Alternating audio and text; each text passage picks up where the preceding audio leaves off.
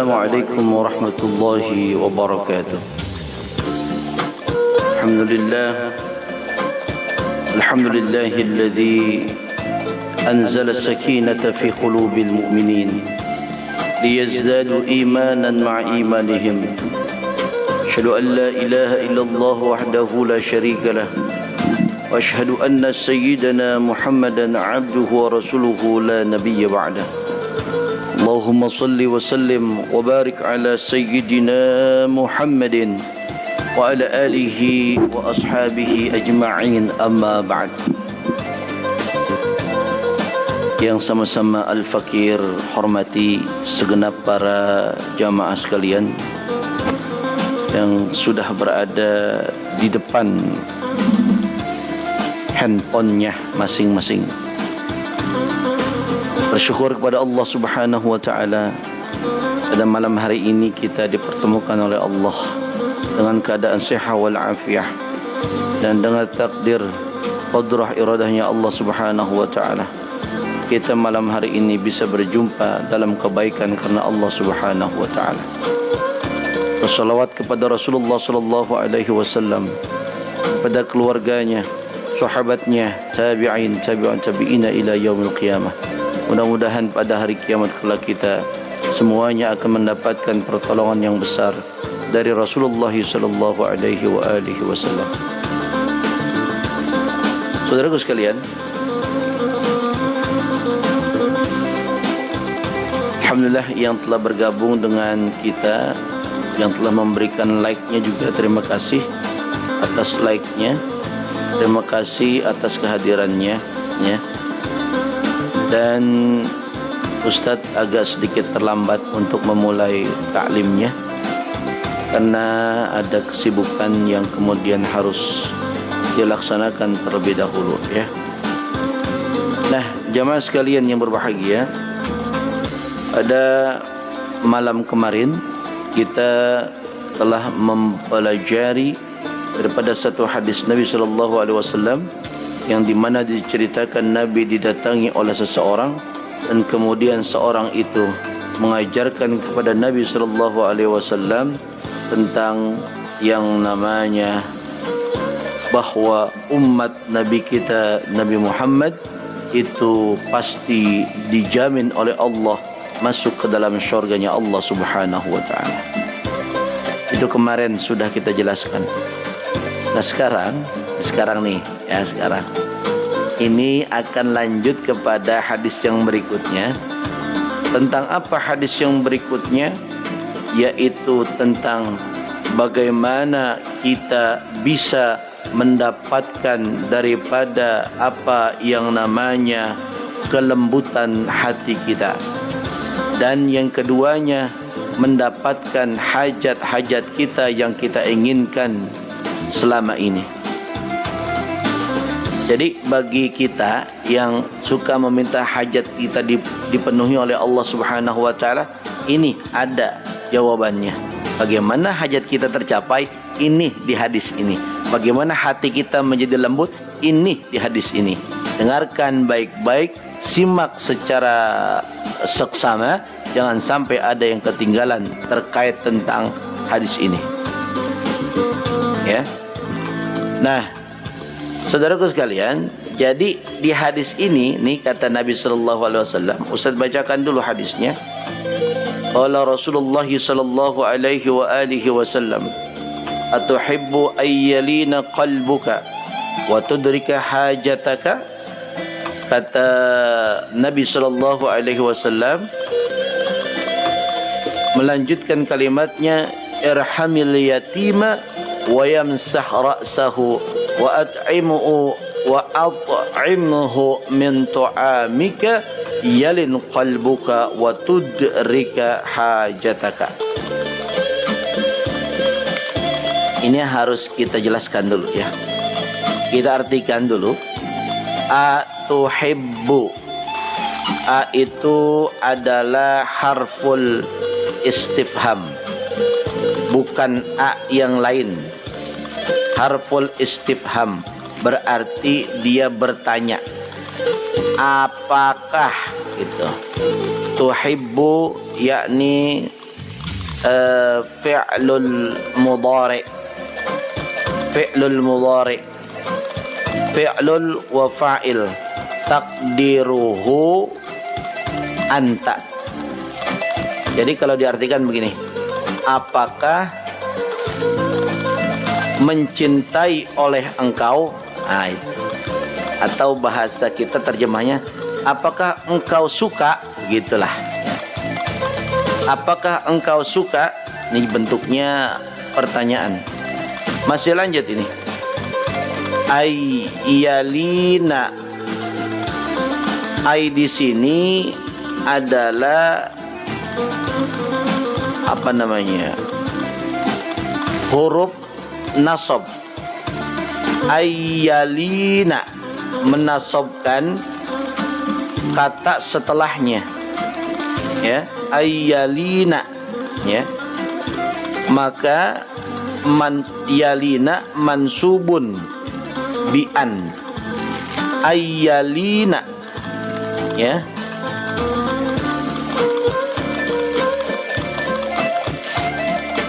Ya, dalam kedudukannya ini adalah menjadi maf'ul bih, ya, maf'ul bih, ya. Ayyalina jadi maf'ul bih. Jadi kalau diartikan begini, apakah menyukai oleh engkau akan melembutkan, nah, akan melembutkan. Yalin itu fi'il, qalbuk fa'il, ya, qalbu itu fa'il, maka qalbu fa'il marfu'un wa alamatu rafihi dhammatun fi akhirih. Qalbu mudhaf ka mudhafun ilaihi. Nah, gitulah kurang lebih, ya. Kalau mau ada yang diskusi, mangga, ayo kita diskusi, nggak apa, ya. Silaturahim dengan diskusi ilmu, insyaallah lebih manfaat, ya. Jadi kalau kita artikan semuanya begini, berarti nih, artikan menurut nahunya begini, apakah menyukai oleh kamu akan melembutkan oleh hati engkau akan engkau. Nah, gitu.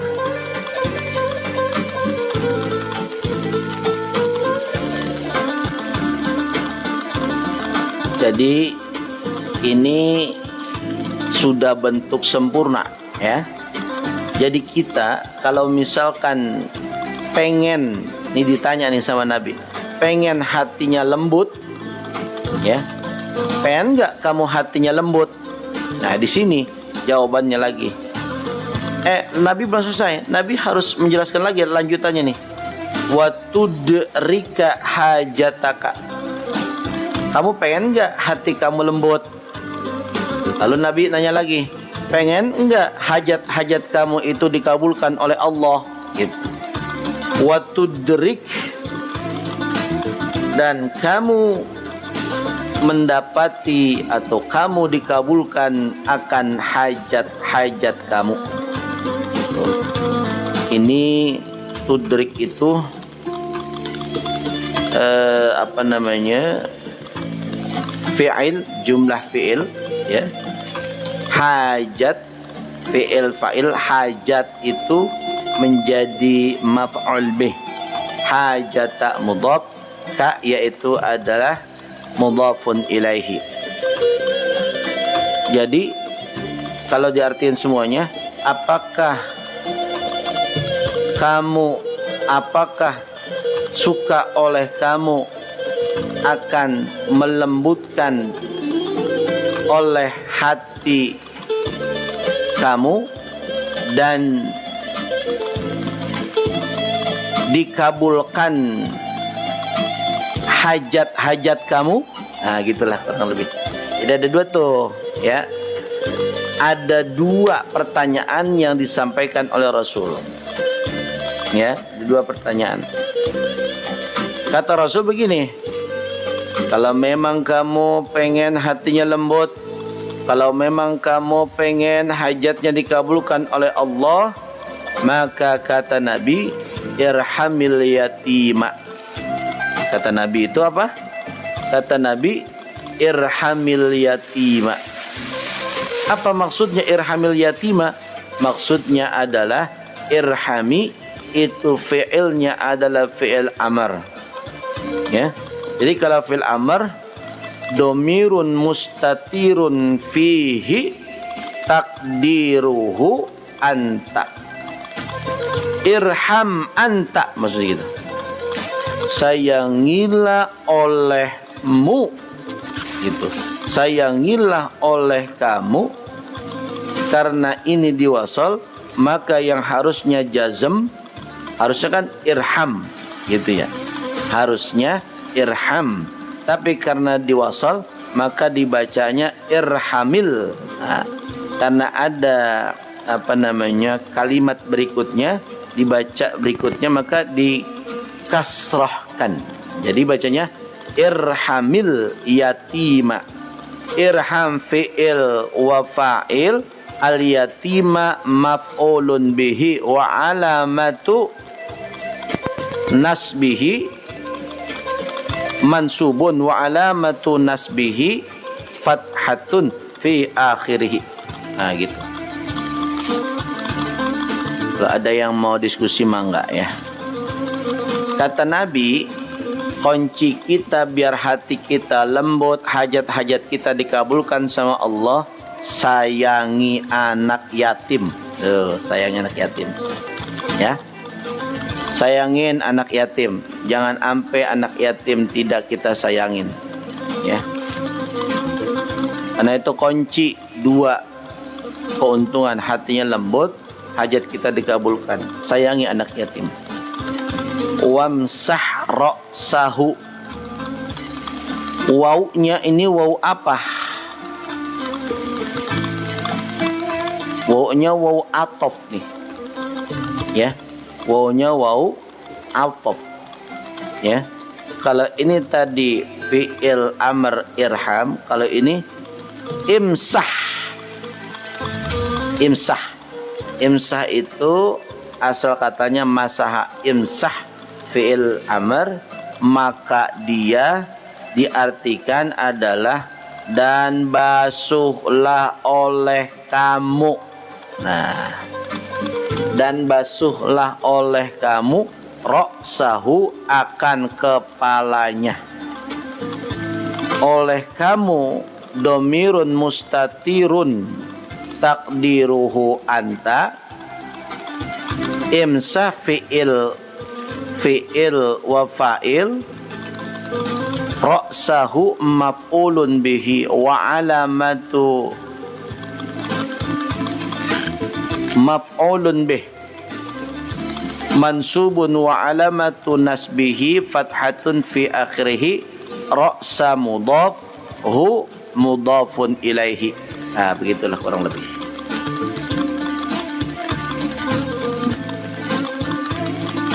Jadi caranya supaya hati kita lembut, kemudian hajat kita dikabulkan. Yang pertama, sayangi anak yatim. Ketika menyayangi anak yatim, kita mengusap kepala anak yatim tersebut. Diusap. Diusap kepalanya. Anak yatim yang mana, Ustadz? Ya anak yatim, bukan ibu yatim. Anak yatim ya. Anak yatim. Ustadz, anak yatim harus kita santuni, ibunya harus kita sama santuni. Ya, gitu. Wa at'imhu. Ini pun fi'il amr lagi. Wawnya wawul atfi. Ya. At'im fi'lul amri.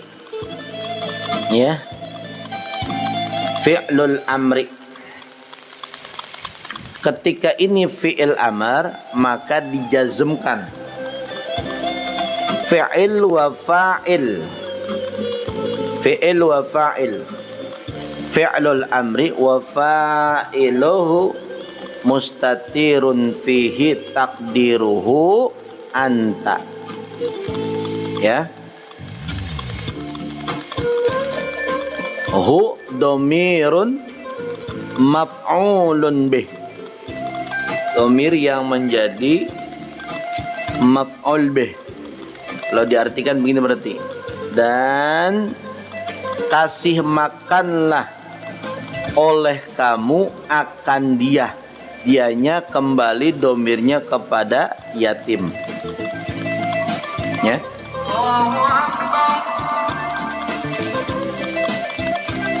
Domirnya kembali kepada yatim. Hu itu, domir hu kembali kepada yatim. Min ta'amika, min harful jarri, harful jarri. Jar wal majrur. Jar min, majrur ta'amik. Ta'amik majrurun bi min wa alamatu jarihi kasratun fi akhirih. Ta'ami mudhaf wal kafu mudhafun ilaihi.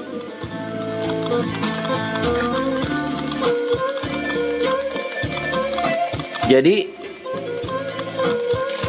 kata Nabi yang ketiga, supaya hati kita lembut, hajat kita dikabulkan, kasih makan oleh kamu akan anak yatim dari makanan kamu. Dari makanan kamu. Ya kalau kita makannya daging sama daging, maka anak yatim juga kita kasih makan daging. Begitu. Alhamdulillah ya, sudah masuk waktu sholat isya ya. Masuk belum tadi? Sudah ya. Adzan ya. Terima kasih yang telah bergabung. Kita masih belum selesai ini menterjemahkan ya. Nanti akan kita terjemahkan lagi, kita lanjutkan ya.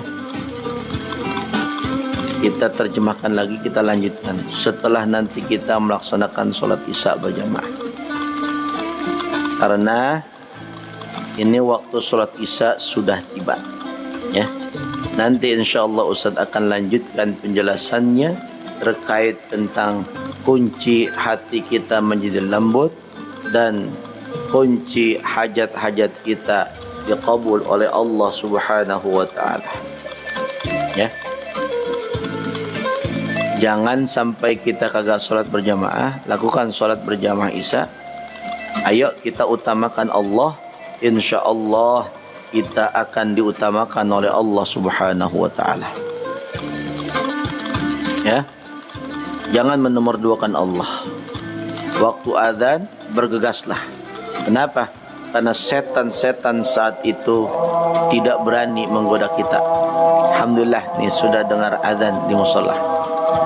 Ya, kita lanjutkan. Cukup. Ayo kita menuju ke masjid mushola terdekat untuk laksanakan sholat isya berjamaah. Mudah-mudahan ibadah kita diterima oleh Allah Subhanahu wa taala. Amin.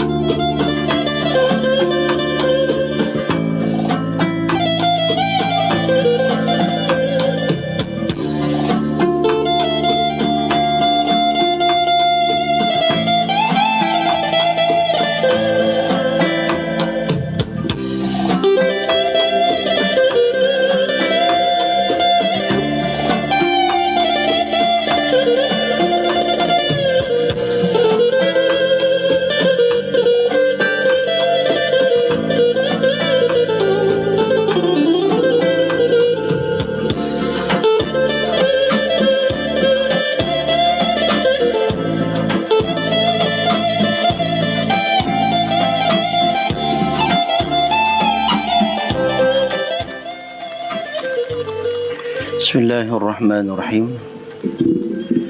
Alhamdulillahirrabbilalamin. Kita telah menyelesaikan daripada solat Isya berjamaah kita. Semoga solat Isya jamaah kita tadi diterima oleh Allah Subhanahu wa taala. Dan Allah berikan keistimewaan daripada pahalanya untuk kita semuanya. Sebab hadis Nabi mengatakan bahawa salatul jamaah afdal min salatil fardhi bi-27 darajat. Kata Nabi SAW, keutamaan salat berjamaah dibanding dengan salat sendirian, yaitu dibalas dengan 27 derajat. Masya Allah, semoga kita mendapatkan 27 derajat yang Allah janjikan itu kepada kita semuanya. Amin ya Allah ya Rabbal Alamin. Saudaraku sekalian, kita tadi sampai kepada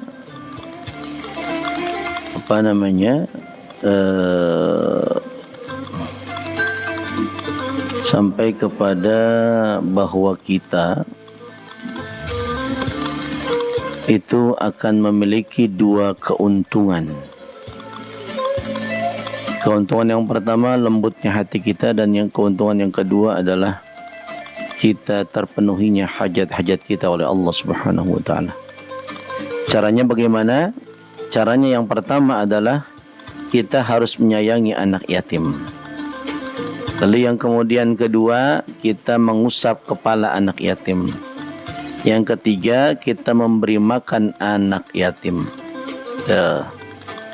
Memberi makan anak yatim, dan makanannya sama dengan apa yang kita makan.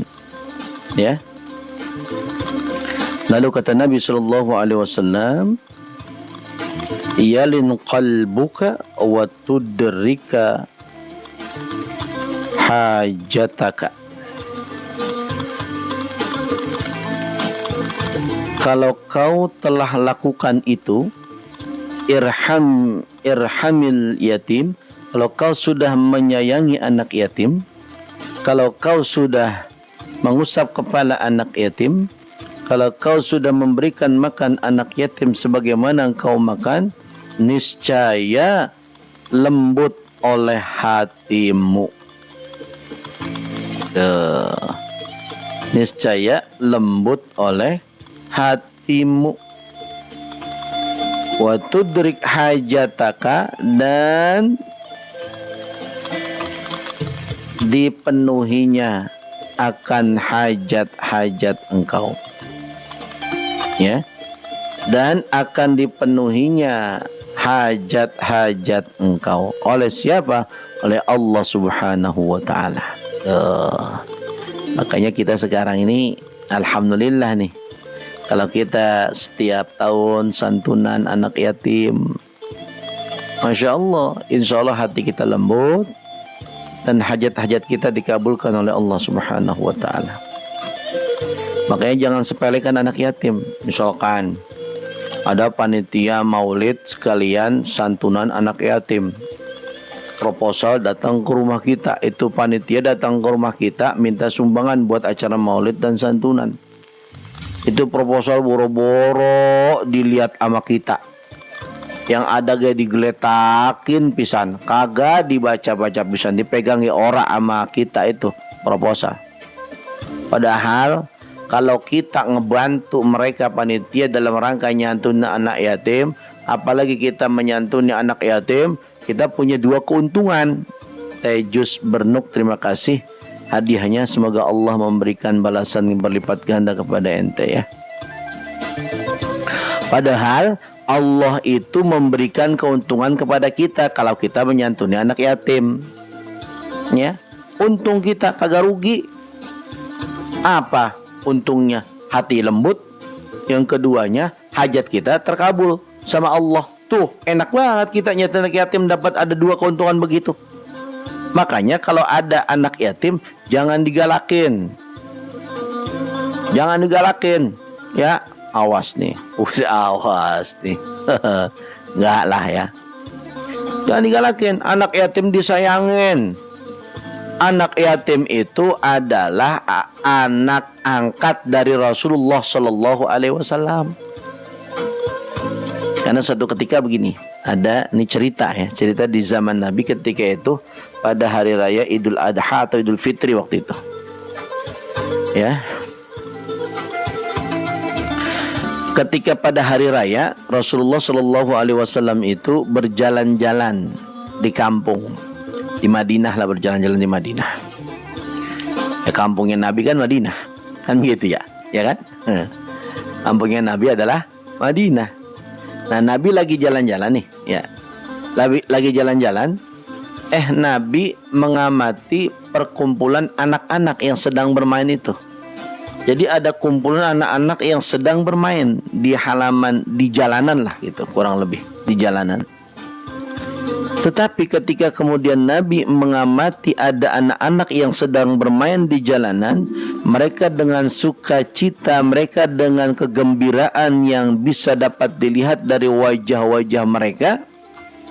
Di sisinya ada seorang anak yang sedang termenung, seakan-akan dia sedang terbani, tertekan oleh sesuatu. Lalu Rasulullah Shallallahu Alaihi Wasallam menghampiri anak kecil itu. Wahai Ananda, kenapa kau tidak ikut bermain dengan teman engkau di sana? Mereka penuh dengan kegembiraan wajahnya, mereka penuh dengan keceriaan pergaulannya. Kenapa kamu termenung, wahai Ananda? Itu kata Nabi itu. Anak kecil itu menjawab, Pak, bapak saya sudah nggak ada. Bapak saya sudah meninggal. Nabi mendengar kalimat itu terus menyimak apa yang diucapkan oleh anak kecil itu. Bapak saya udah mati, Pak. Bapak saya sudah kagak ada. Saya hidup sebatang kara, Pak. Nggak punya siapa-siapa. Ada ibu saya, dia sudah menikah lagi dengan lelaki pilihannya, dan harta saya diambil oleh mereka, Pak. Saya nggak punya apa-apa. Sambil terisak-isak dia menceritakan keadaan dirinya.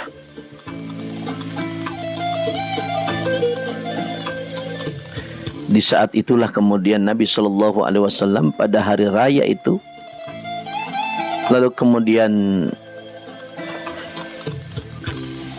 Nabi Shallallahu Alaihi Wasallam berempati kepada anak kecil itu.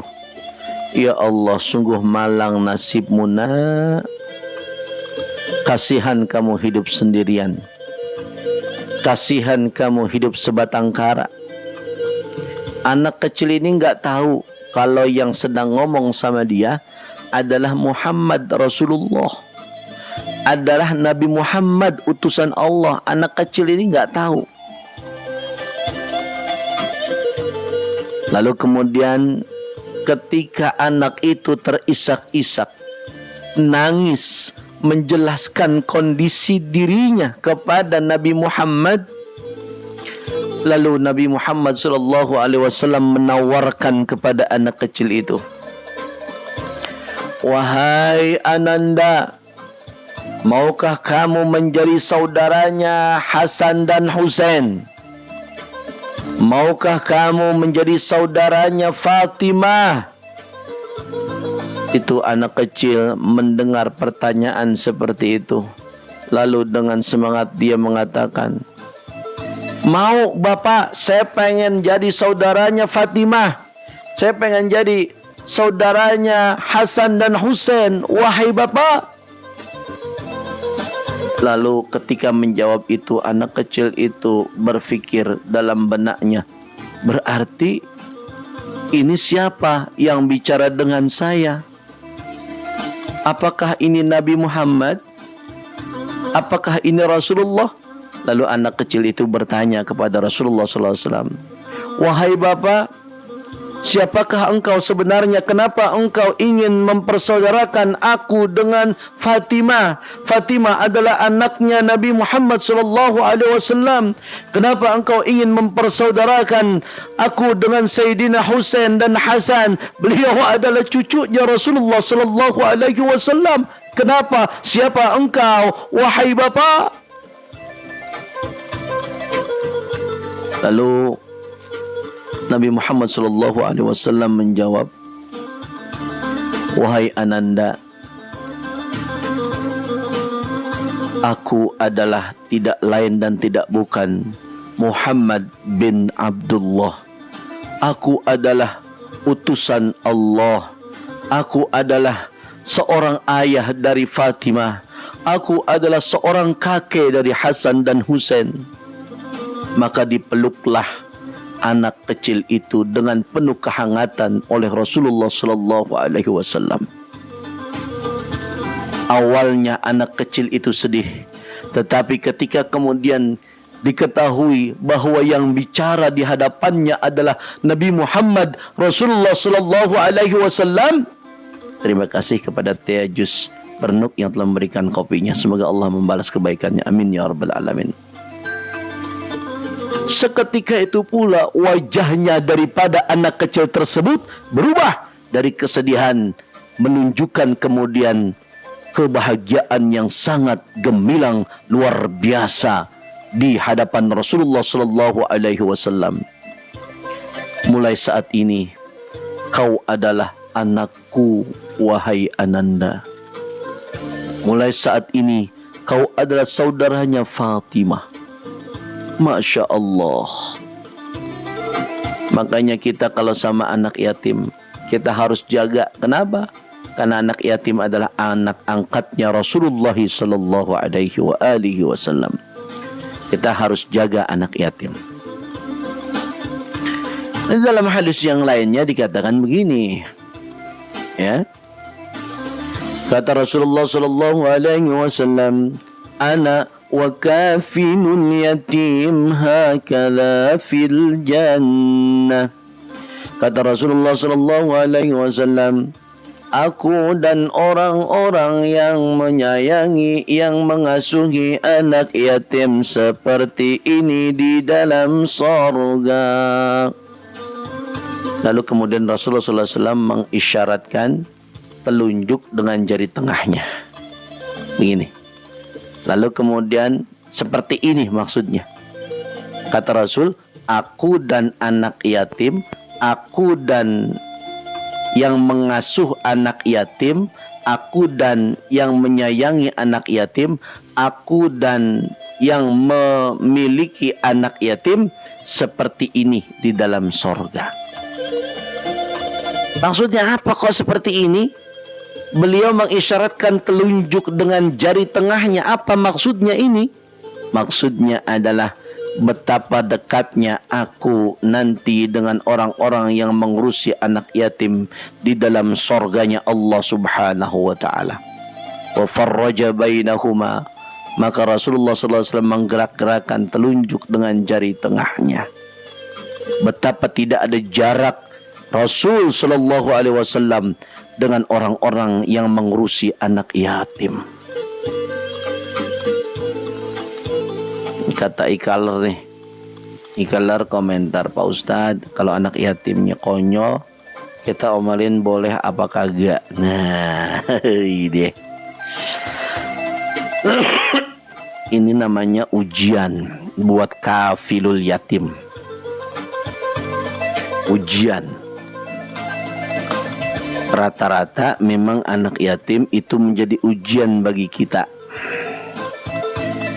Jadi ketika anak yatim itu bandel, boleh nggak kita omelin? Boleh, nggak ada yang larang. Tetapi jangan sampai menyakiti hatinya dan jangan sampai menyakiti jasadnya. Tuh anak yatim. Kenapa begitu Ustaz? Iya, karena anak yatim itu dia tidak kemudian mendapati kasih sayang dari ayahnya. Jadi bukan salah dia kalau dia konyol. Kenapa? Karena dia ketika masa pendidikannya, dia tidak mendapatkan pendidikan yang sebaik-baiknya. Kenapa? Ayahnya sudah tiada. Emang keinginan dia ayahnya nggak ada? Enggak kan? Maka kasihilah anak yatim. Kalau kita punya kelebihan harta, kasih kepada anak yatim. Malah ada satu syair tuh yang mengingatkan kita kepada anak yatim. Ya, kita harus menyayangi mereka. Karena kehidupan mereka itu, Masya Allah, begitu berat tanpa kita. Kalaupun mereka nakal-nakal sedikit, wajarlah. Nasihati mereka. Karena memang mereka kurang nasihat. Karena ayahnya sudah tiada. Boleh jadi ibunya pun sudah tiada. Meskipun masih ada, tetapi tidak mengurusi lagi anaknya. Astagfirullahaladzim. Makanya syair Bang Aji Roma Irama pernah menasihati kita. Yatim piatu malang nasibmu, semoga Tuhan selalu. Tuh. Jadi kalau misalkan kita melihat anak yatim, lihatlah kesulitannya. Lihatlah kemudian bagaimana dia kurang perhatiannya. Maka kita akan sangat menyayangi mereka.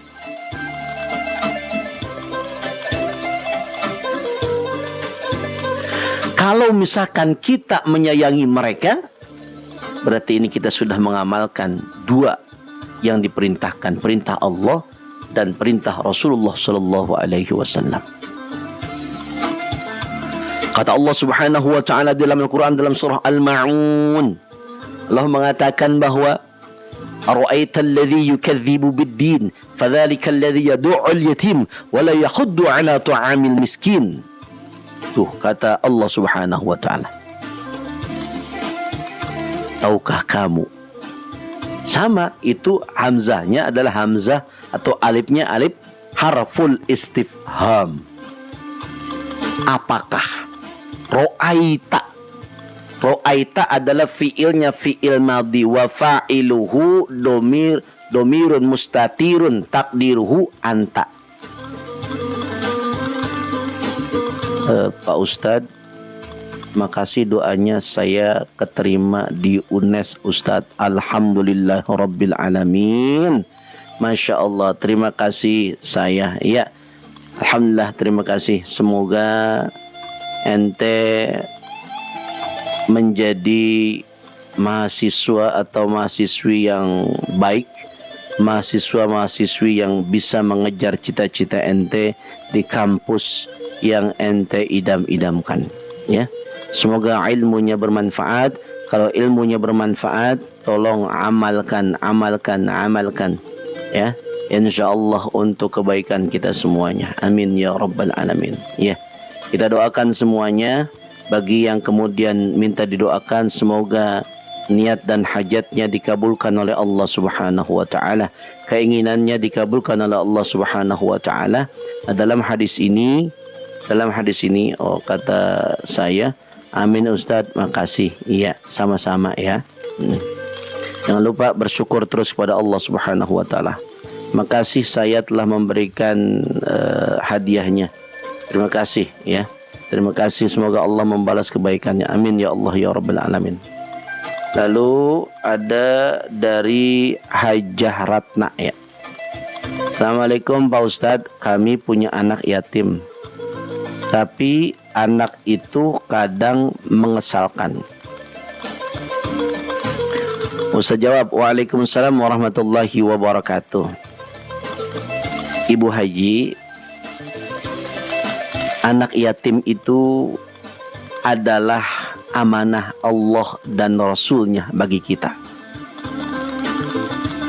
Yang namanya amanah tidaklah kemudian ringan untuk kita bawa. Karena apa?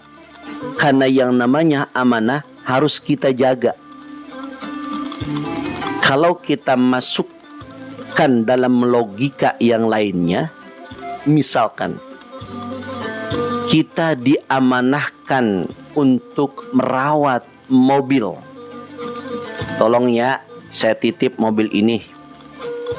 Maka mobil itu nggak mungkin kita antepin aja tuh di luar. Kita cuci mobil itu, kita lapin mobil itu, kita jagain jangan sampai ada yang ngambil tuh mobil itu. Kita rawat agar kemudian ketika orangnya yang ngambil nanti kagak berubah pisan tuh mobil. Sama seperti ketika baru diamanahkan ke kita. Tuh. Ada nggak balasannya ngerawat mobil? Ada, ntar ada upahnya dari orang yang punya mobil. Tuh. Begitupun anak yatim. Ketika kita mendapati kemudian anak yatim itu bikin kita kesal, bikin kita marah, pokoknya sewot dah. Anggaplah itu adalah ujian dari Allah untuk kemudian nanti kita mendapatkan hasil daripada amanah Allah, amanah Rasulullah SAW yang kita jalankan berupa anak yatim ini.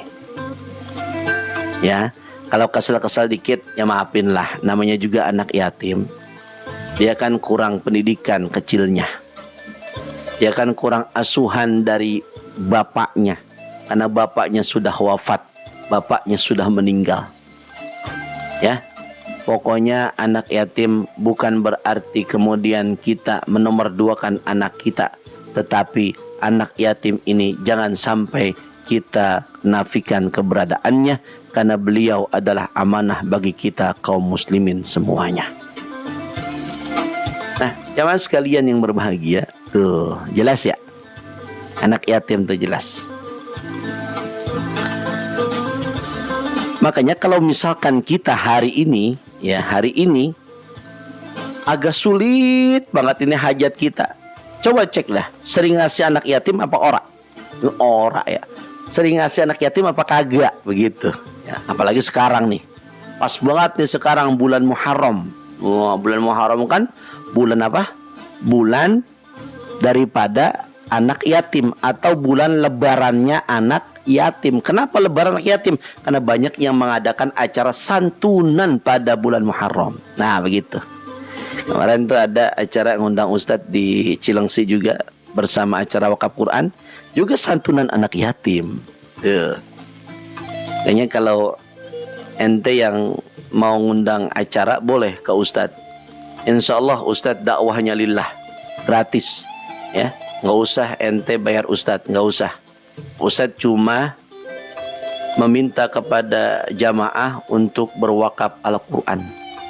Silakan, karena insya Allah kalau kita ngurusin Al-Quran, hidup kita barokah, selamat dunia, selamat akhirat. Di akhirat kita mendapatkan syafaat Al-Quran. Amin ya Allah ya Rabbal Alamin. Tuh ya, ini bulannya bulan Muharram, pas banget ini, bulan santunan anak yatim. Maka bagi yang sekarang kesulitan memenuhi hajatnya, kebutuhannya, misalkan duitnya kurang, misalkan anaknya hajatnya tidak tercapai, misalkan bapaknya jobnya gagal terus, misalkan ibunya juga kerja tidak sesuai dengan keinginan, maka periksa apakah Anda sudah menyantuni anak yatim atau belum. Apakah Anda sudah bersikap rahim sama anak yatim apa belum? Kalau belum, lakukanlah kasih sayang kepada anak yatim. Insya Allah hajat-hajat kita dikabulkan oleh Allah Subhanahu wa Ta'ala. Nggak percaya? Buktiin dah. Kalau nggak percaya, buktiin. Ayo silakan. Ya. Coba deh lihat orang-orang yang suka ngasih anak yatim. Emangnya di hidupnya miskin? Kagak, kaya. Malah orang yang pelit, na'udzubillah, kagak pernah nyanturin anak yatim, kagak pernah bersedekah, maka dia hidupnya makin miskin. Kenapa? Kenapa? Karena Allah nggak nitipin buat orang lain pada dirinya. Ya. Ayo santuni anak yatim. Ini masih Muharram. Bagi yang tidak punya biaya untuk mengundang ustadz ceramah, nggak apa-apa, ustadz aja yang ceramah, nggak usah dibayar ustadznya, lillahi ta'ala. Yang penting agama ini benar-benar tersampaikan risalahnya kepada kita semuanya. Ya, kalau risalahnya tersampaikan, maka Ustadz cuma bisa bilang begini, wa ma alaina illal balagul mubin. Kewajiban Ustadz hanya menyampaikan. Selebihnya diserahkan kepada jamaah, apakah menerima atau tidak menerima. Karena hidayah itu bukan dari Ustadz, tapi hidayah diberikan oleh Allah untuk kita semuanya. Tuh. Ya, alhamdulillah tuh. Makanya semoga ya. Semoga Allah Subhanahu wa taala memberikan kita hidayah dalam setiap pengajian kita. Ini kenapa lagi nih? Oh ya, sebentar. Masya Allah, lemot amat ini. Pas. Alhamdulillah. Nah, saudaraku sekalian, makasih ya yang telah membagikan live Ustadz ini. Terima kasih. User berapa? User 14 ya. Terima kasih user 14 ya. Tuh, nanti boleh hubungin nomor Ustadz aja tuh. Tuh, yang kalau mau manggil acara tapi nggak punya biaya. Nih, manggil acara nggak punya biaya tuh. Di 08138478 2347 ya. Tuh, cek itu ngundang Ustadz gratis ya, karena Ustadz tidak berbayar. Biarlah Allah yang nanti akan membayar Ustadz, insya Allah. Ustadz hanya mengajak untuk berwakaf Al-Quran di jalan Allah, karena Ustadz punya program sosial untuk menyebarkan wakaf Quran satu bulannya itu 2.000 eksemplar. Mohon doanya semoga tercapai target Ustadz, target sosial ini ya. Ustadz kagak bisa kemudian menyedekahkan wakaf Ustadz, diri Ustadz seluruhnya, karena Ustadz juga harus kerja ya. Maka yang Ustadz bisa lakukan adalah apa? Membantu wakaf Al-Quran ini. Insya Allah ini jadi amal jariah buat Ustadz ya. Silahkan. Jadi ada pesantren gratis tuh, lihat ada pesantren gratis yang anaknya mau pesantren tapi nggak punya duit, bawa aja ke sini 20 orang, boleh gratis. Kemudian dakwah lillah, dakwah kagak pakai dibayar, saya cuma ngajak wakaf Quran doang. Lalu kemudian kagak ada yang lain, wakaf Quran doang, boleh. Lalu kemudian TK itu para juara juga ada, silahkan. TK-nya sangat murah, terjangkau. Karena orientasinya bukan dunia, orientasinya akhirat. Memberikan manfaat sebanyak-banyaknya buat sesama manusia. Ya. Nah, jamaah sekalian yang berbahagia, tidak terasa ya kita ngomong sudah jam 8 aja nih, nggak kerasa. Masya Allah. Ya. Jadi kalau kita lagi kesulitan, ingat sama anak yatim. Kalau kita pengen hajatnya dikabulkan, anak yatim santuni, anak yatim santuni. Bantu orang-orang yang susah, bantu. Ya, bantu orang-orang yang susah. Mudah-mudahan kalau kita ngebantu orang-orang yang susah, insya Allah hidup kita, hajat kita dipenuhi oleh Allah Subhanahu wa taala. Hajat dunia kita dipenuhi, dan insya Allah hajat akhirat kita juga dipenuhi oleh Allah Subhanahu wa taala. Amin ya Allah ya rabbal alamin. Nah, saudara sekalian, ini saja mungkin yang dapat Al-Fikri sampaikan, karena sudah jam 8 kurang 1 menit lagi ya. Terima kasih. Kalau ada kalimat yang kurang sopan, kurang berkenan, Ustadz minta dimaafkan. Ya, Ustadz beristighfar kepada Allah kalau ada kesalahan. Astagfirullahaladzim, astagfirullahaladzim, astagfirullahaladzim. Yang benar dari Allah SWT, yang salah dari Al-Fakir, dari Ustadz sendiri. Allahu ta'ala alam biswab, wallahul muwaffiq ila aqwamit thariq. Assalamualaikum warahmatullahi wabarakatuh.